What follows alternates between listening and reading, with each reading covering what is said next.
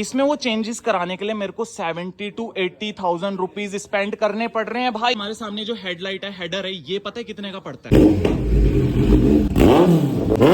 अगर आप एक सुपर बाइक ले रहे हो तो खर्चों के लिए तैयार रहो ब्रो, क्योंकि ये अंत नहीं है, ये शुरुआत है।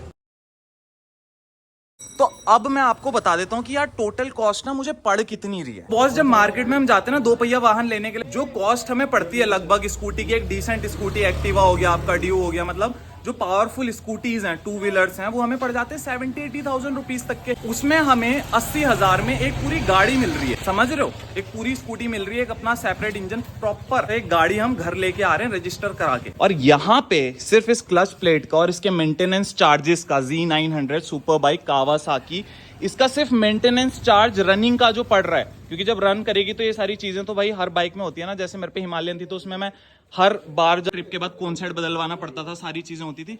तो वैसे इसकी कुछ मेंटेनेंस चार्जेस जो वैसे तो बाइक्स में बहुत बेसिक होता है कि होती ही होती है, इसमें वो चेंजेस कराने के लिए मेरे को 70 to 80,000 रुपीज स्पेंड करने पड़ रहे हैं भाई। Yes bro, I am not joking. सिर्फ clutch plate, brake pads, throttle body cleaning, essential engine oil हो गया, जैसे ये सारे ऑयल से इनको चेंज करने के लिए 70-80,000 rupees. So the people who think super bike is a one time investment, आप एक सुपर बाइक लोगे, आपने उसमें इन्वेस्ट करा, उसके बाद बेसिक सर्विस, आप ऑयल्स वगैरह चेंज कराओगे, चीजें करोगे और वो मेंटेन हो जाएगी, तो भाई ये आपकी गलत फहमी है। क्योंकि इसमें ना जो बेसिक चीजें भी हैं चेंज कराने। जस्ट फॉर द एग्जांपल, हमारे सामने जो हेडलाइट है, हेडर है, ये पता है कितने का पड़ता है?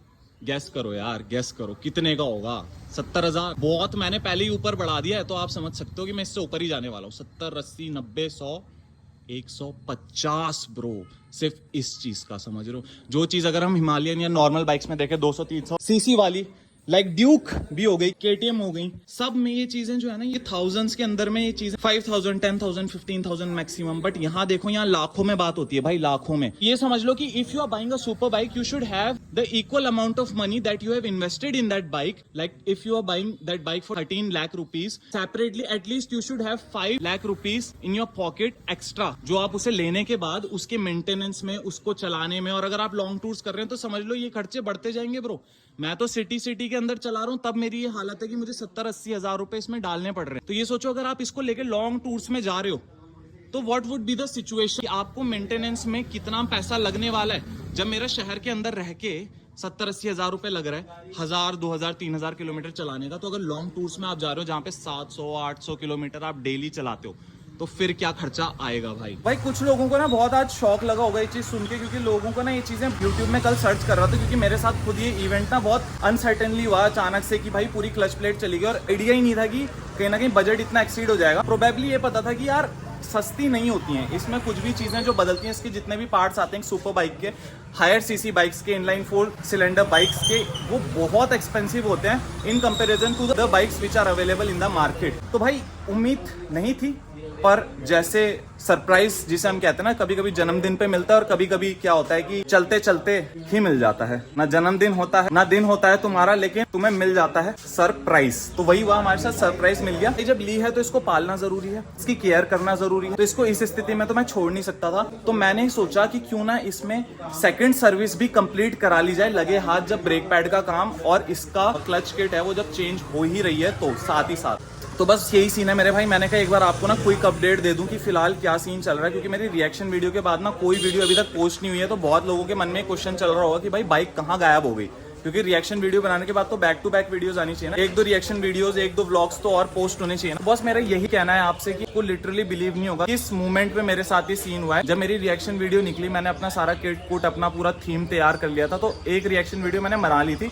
ये उस दिन शाम को ही हुआ, रिएक्शन वीडियो मिली है ना, क्योंकि मैं शाम को घर आ रहा था और उसी टाइम ये सिचुएशन हो गई कि गाड़ी बंद हो गई, क्लच प्लेट फूक गई, ये सारी प्रॉब्लम्स हो गई, गाड़ी जहां थी वो वहीं की वहीं खड़ी हो गई। उसके बाद नेक्स्ट डे फिर आपने देखा होगा मेरा सारा हसल जो मैंने करी, इसको टो करा के फिर शोरूम ले जाना, सारी चीजें ठीक है यार। But just keep this thing in mind कि अगर आप एक सुपर बाइक ले रहे हो तो खर्चों के लिए तैयार रहो ब्रो, क्योंकि ये अंत नहीं है, ये शुरुआत है। एक सुपर बाइक को लेना इज नॉट द एंड, समझ रहे हो? Not the end of the era कि आपने 12-13 लाख रुपए डाल दिया, आप फ्री हो गए हो। यहीं से तो असली समस्याएं शुरू होती हैं, क्योंकि इसके बाद ये गाड़ी चलेगी, जितना चलेगी उतना इसके पार्ट चेंज होंगे, रिप्लेसमेंट मांगेंगे, एंड वहां पे मोटा खर्चा चाहिए मेरे भाई। अगर आप सपोज आपके पास जेब में 20 लाख रुपए हैं, कभी भी जो अपना कैपिटल अमाउंट है ना उसको पूरा मत डाल दो एक सुपर बाइक में। थोड़ा लोअर सीसी इनलाइन 4 में ही देखो, लेकिन 15 तक में, 14 तक में, 13 तक में बजट देखो, जहां पे आपके पास आपका capital save, there is some amount of money जो आपकी पॉकेट में रिमेनिंग बच रहा है, ताकि वो बाइक लेने के बाद आप उसकी मेंटेनेंस पे लगा पाओ। क्योंकि अगर आप पूरा पैसा इन्वेस्ट कर दोगे ना, जितना आपके पास है आपका बजट, तो उसके बाद सिचुएशन क्या होगी कि आप बाइक तो ले लोगे, बट उसके बाद जब उसमें काम कराना होगा ना,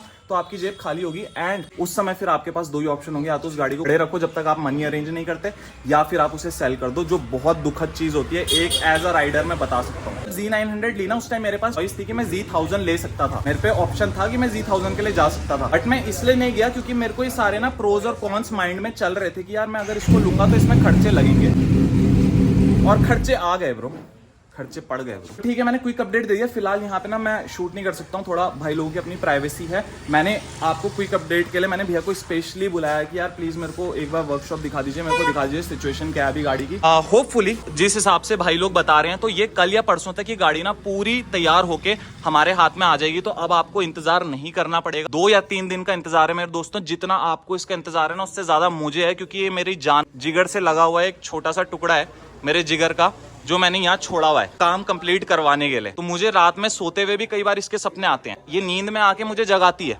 छोड़ा हुआ है भाई लोगों के बीच में, जहाँ पे इसकी केयर होगी, जहाँ पे इसको वापस से तैयार किया जाएगा, इसके अंदर वो जान फूकी जाएगी जिसकी इसको जरूरत है। उसके बाद जब ये हो जाएगी तैयार, जैसे हीरे को दिया जाता है तराश, तो फिर इसको लेके हम चलेंगे और करेंगे कुछ राता ताता था।